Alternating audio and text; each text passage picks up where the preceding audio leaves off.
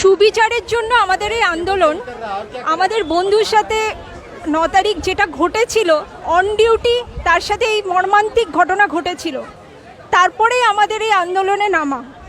আমরা চিকিৎসকরা কিন্তু চিকিৎসা করার জন্যই আছি, কিন্তু আমাদের আন্দোলনের যে এই যুক্তিটা আমরা আশা করেছিলাম যে বোঝা হবে, আমরা সুবিচার পাবো, কিন্তু আজকের রায়ে আমরা কিন্তু সেটা সম্পূর্ণভাবে দেখতে পাচ্ছি না। এখনো আমরা সুবিচারটা কিন্তু আমাদের পাওয়ার কথা। সুবিচার পেলে আমরা তাহলে সেই অন্তত সেই ভরসা আশ্বাসটুকু পাই যে আমাদের ঘটনাটা সেরকম যৌক্তিকতা দিয়ে দেখা হচ্ছে, কিন্তু সেই সুবিচারটাই যদি না হয়, তার আগেই যদি কাজে যোগদানটাকেই মুখ্য করে তোলা হয়, যেখানে কিনা আমরা আন্দোলনে আছি, কিন্তু আমাদের যারা ওপরে, যারা সিনিয়র স্যার ম্যাডাম সবাই, তারা কিন্তু আউটডোর বা যা আছে সব কিছু কিন্তু সেভাবে চলছে চিকিৎসা। এবং এর বাইরে আমাদের অভয়া ক্লিনিক চলেছে, আমাদের অভয়া ক্লিনিক সব জায়গায় চলেছে, যেহেতু হাসপাতালের ভেতরে নিরাপদ বোধ না করায় আমরা যারা ডক্টরসরা কিন্তু অলরেডি তারা অভয়া ক্লিনিক করেছে। এই আমরাই আন্দোলনকারী যারা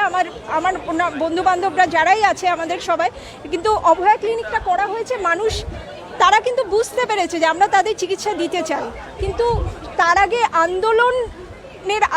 আন্দোলনের লক্ষ্যটা, যে কারণে আমাদের আন্দোলনে নামা, সেই লক্ষ্যটা পূর্ণ হওয়ার আগেই, যেখানে সুবিচারটা না পাওয়ার আগেই যেখানে আমাদের কাজে যোগদান করাটাই মুখ্য হিসেবে দেখা হচ্ছে, তাহলে আমাদের যেটা মনে হয় যে সুবিচার পাওয়াটা আগে বেশি প্রয়োজন।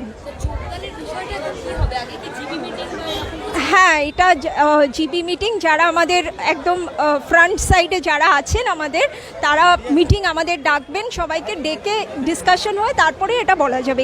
এইটা আমি বিশেষ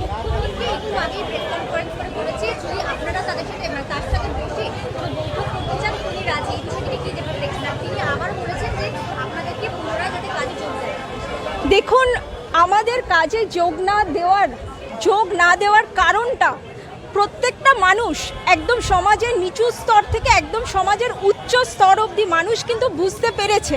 আমরা কিন্তু ঘরে বসে ছুটি কাটাচ্ছি না, আমরা আমাদের বন্ধুর সুবিচার চাই। তার সাথে কিন্তু কাজের সময়ে সে অলরেডি কাজে ছিল, চিকিৎসা করছিল, মর্মান্তিক রোগীদের সেবা করছিল, ওই সময় তার নিজের প্রাণটা তাকে খোয়াতে হয়েছে। তাহলে সেইটা কতখানি বড় ব্যাপার, সেই পুরো সিনারিওটাকে বোঝার আমরা অবশ্যই সবসময় আবেদন রাখছি আমাদের প্রশাসকের কাছে, তারা যাতে বোঝে যে কেন আজকে আমরা রাস্তায়। এইটা যেন তারা একটু বোঝেন, আমাদের জায়গায় এসে তারা একটু বোঝেন যে কেন আমরা রাস্তায়।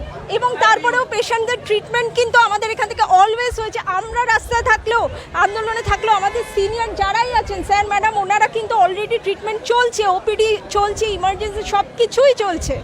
মুখ্যমন্ত্রী তো আপনাদের সাথে বসতে রাজি হয়েছেন, আপনারা কি বসবেন? সেটা আমাদের যারা আছেন পুরো, হ্যাঁ, সেই ডিসিশনসগুলো যারা নেন তাদের সাথে মিটিং করে তারা সিদ্ধান্ত নিয়ে সেটা আজকে একটা হওয়ার কথা ছিল, আমাদের ইনফরমেশন ছিল 1টার দিকে, বাকিটা একটু ওনাদের থেকে জেনে নেবেন যারা সিনিয়র ফ্রন্ট লিড।